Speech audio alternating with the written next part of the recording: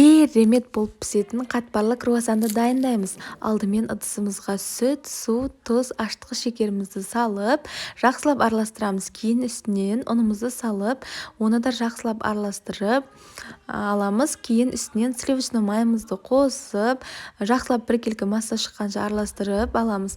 Дайын қамырымызды ыдысымызға салып, тоңазытқышқа 4 сағатқа жібереміз. Дәл осы сәтте пергамент қағаздың үстіне сливочный майымызды орналастырып, 4 бұрышты етіп, жақсылап видеодағыдай етіп орап, оқтаудың көмегімен біркелкі етіп араларын қосып, оны да тоңазытқышқа жіберетін боламыз.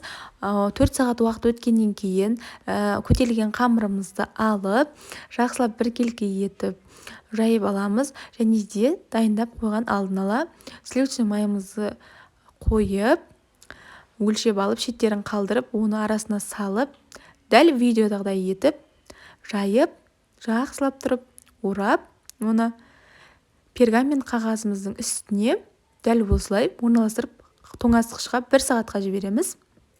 1 сағат уақыт өткеннен кейін қамырымызды алып, тағы да жайып, видеодағыдай етіп орап, пергамент қағазымызға салып, тағы да 1 сағат тоңазытқышқа жібереміз.